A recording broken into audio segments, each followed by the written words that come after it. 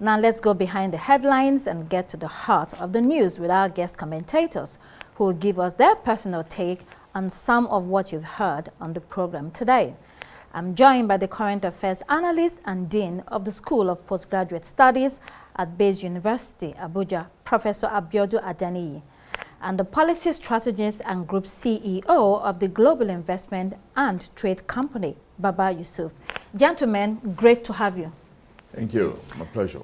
So you have listened to CP Benneth Igwe. Let me start with you, Prof. What are your reflections on any of the things that he has said? Well, I wasn't expecting that his soundtrack would be different. It's typical of a state operative, you know, to want to be protective of the state arrangements. And of course, he lived up to expectation, you know, but again, I just became worried when violence came in, when it was insinuating tit for tat, a kind of tit for tat arrangement. You know, we do not expect that any of the protesters, if the protest actually happened, we don't expect them to bear arms. That would be an extreme situation. And of course, if we are not expecting them to bear arms, we do not expect that the police want to retaliate, you know, using live ammunition, like you rightly pointed out. You know, that would be going to the extreme. But we need to understand protest as an advanced form of complaint, you know. And it often happens when citizens or groups of people want to drum up a demand or some level of agitation. They want to take it to the next level, perhaps for the party that they are talking to be much more attentive in a situation where there appears to have been some kind of lethargy, you know, prior to the time of protest. You know, we need to understand it within that context, and of course, what we expect government to do is to just ensure that, you know, it is peaceful. You know, protesters are usually protected in most climes, just to make sure that it does not degenerate. But again, sometimes you want to understand the fears of authorities, that because there's often a thin line between protests, you know, and of course for protesters to grow into a crowd and for the crowd to grow to become a mob. And when it becomes a mob, it becomes much more dangerous, right, you know, because mobs are usually fickle-minded, feeble-minded, you know, fragile in terms of people's ability or even authorities' ability to control them. That's actually the fear of government. But right, what government needs to do in this circumstance is to rather be persuasive, you know, rather being forceful. And I think if persuasion comes into the fray with advanced level of communication, proper messaging, I think there can be a higher level of understanding, right, much more than we are presently witnessing. Baba, we have been discussing this for 1 week. And a lot of the attention and the focus on it has been driven by government. And there's a lot of fear-mongering going on from the government. Is there really anything to be afraid of? What are you hearing from friends, families, colleagues about the whole situation? Thank you, Constance, for having me. The fear-mongering by government is a reflection of a very important factor that the government should take note of in terms of strategy. It reflects their own fear. It reflects a palpable, you know, concern for them that really this protest is going to happen and they are worried about the consequences. Sorry, did you hear that a lot of people, government officials, have traveled outside of country because of this protest? You just took the words out of my mouth. And this afternoon I'm hearing from the hot wires that the Speaker of House of Reps, we need to confirm, is trying to convene a meeting of the members of House of Reps to see how they can quickly come and see what they can do to engage, you know, citizens at this point in time, which to my mind is a bit late in the hour, but better late than never. But going back to your question, it's a reflection of panic by government, which is a function of lack of communication strategy ab initio, to be proactive, because this protest conversation has been going on for a while, for months. Yes. And even before the protest, quote and unquote, discussions came to the fore, the government was aloof to the level of, you know, frustration of Nigerians down to the radar. And the pretenses that all is well and the reaction or pushback by government agents or government officials that it's not as bad as it is what brought them to this. And they were busy managing optics rather than to start managing expectations of Nigerians right from first quarter of this year. So yes, the fear is there. But let me use this opportunity to speak to that, fear factor they are using. We will talk about whether process should take place or not, but let us take note of something. The government of any nation is a subset of the people of that nation, Constance.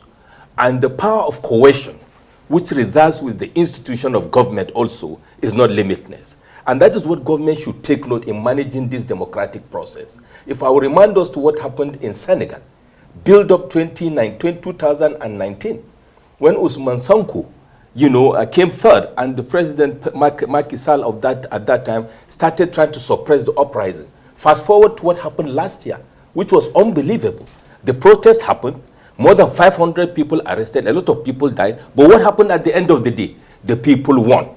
And we have a president today that was able to come out of that outcome. And then more importantly, as a reminder to all of us, not just the government, the Arab Spring, how did it start? It is not an organized protest. It is the same failure to listen to the real voices of the people, not political opponents and all this. The real people were speaking, right. And this Muhammad Buzaz that was selling his wares in the wheelbarrow was malhandled by officials, and what happened? He doused himself with petrol and set himself ablaze, and what happened was a triggered concomitant effect for 2 years, led to the downfall of not just political leaders, but powerful figures that had high-level power for coercion, right. But they couldn't stem the tide of the tsunami of the people. So government should be circumspect in their messaging. Right. I heard the commissioner speaking earlier and saying, "NSAS no more." We pray not. But if we are not proactive in our messaging and our disposition and behavior, then we cannot for sure say what will happen next. When government officials live, in luxury, they put it on the face of the people that they are living at that level, it is very difficult to convince people not to be frustrated. So, Professor Adeniyi, there is a tipping point. Yeah. From what Baba Yusuf is saying, there's always a tipping point which might not be clear at the beginning, government might not be seeing, officials might not be seeing. The whole thing that is happening now, what do you think is the impact on the sentiments of Nigerians, and how do you see this playing out? I think the fear of the tipping point is what is actually causing the anxiety on all sides, because it's a phase that you can never predict. You yes. may know how it's going to start, but how it will end is often hazy, And most times, if you look at the recent history of this country, protests hardly end up in peace. It's likely that it can be hijacked, or sometimes fatigue might set in, they might become weary, and they become destructive, perhaps if they are not getting response to their needs. So it's a whole world of unpredictability, and it is because of this fear of what could probably happen that it might degenerate. That's what's causing concern on the part of the authorities, and the reason why they are trying to discourage it, arguing that the messages, the complaints of the people have been well heard and efforts have been made, here and there. And of course, we had the commissioner saying that in the case of FCT, he's quite satisfied with development efforts in evidence, particularly infrastructure. No doubt about it, but of course, infrastructure are the hard parts of development. What about the soft part, cost of living crisis that you kept talking about, very difficult at this time. Yes, we also know that government is making efforts in those directions, but to what extent are we seeing the effect of those efforts?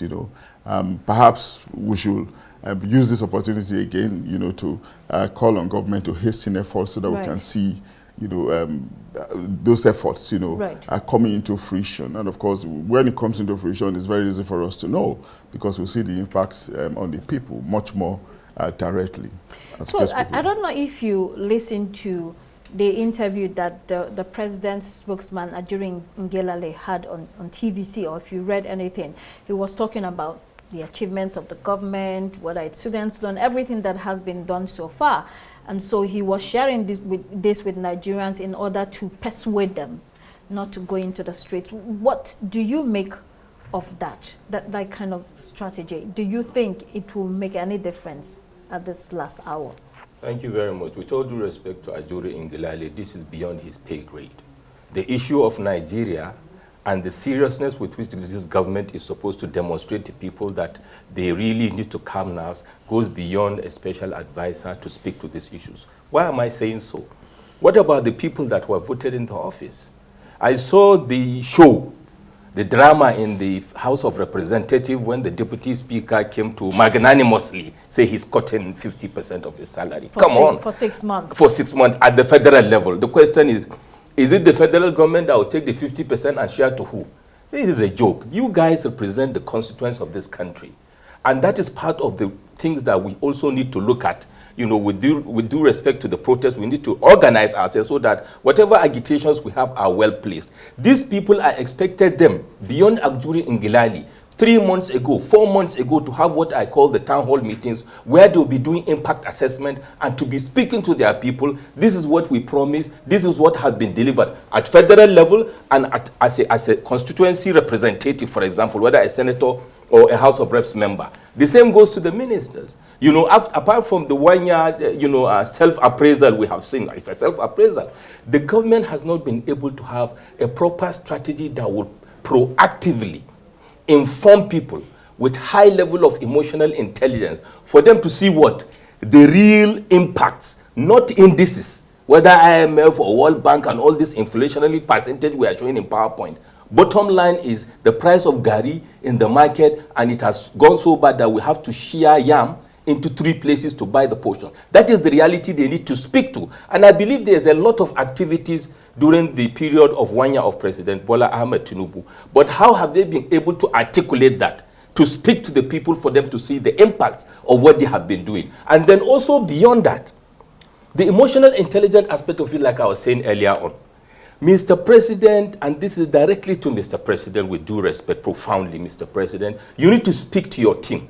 I believe there is a misalignment of purpose and vision, Mr. President.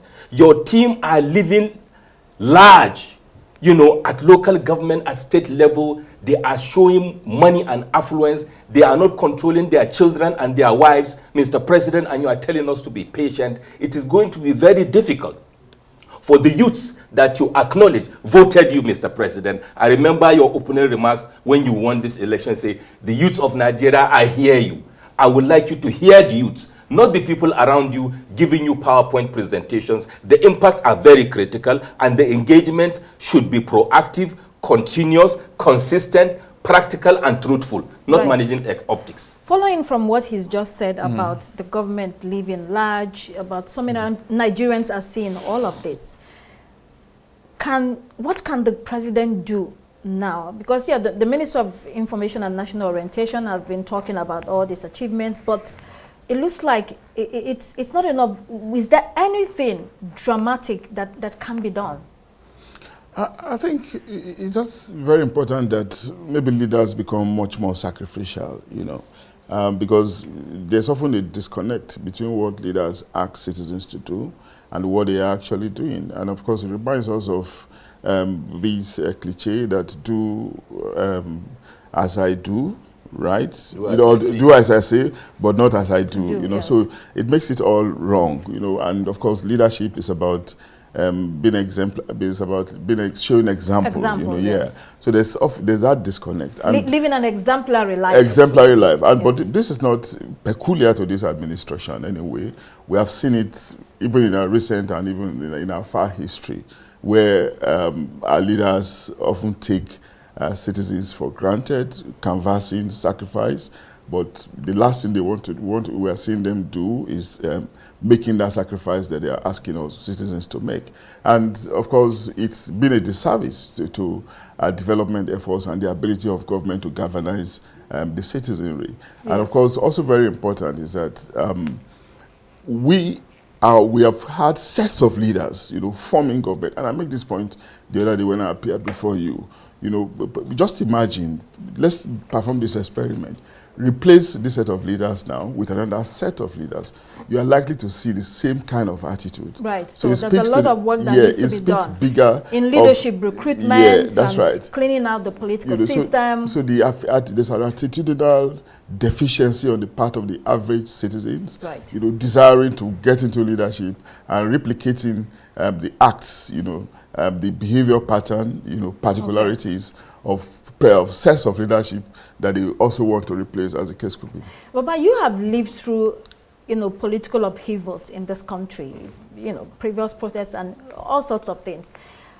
What long-term social and political effect do you think these protests could, result in? It looks like it's going to be big. Nobody knows yet, but, what are you seeing?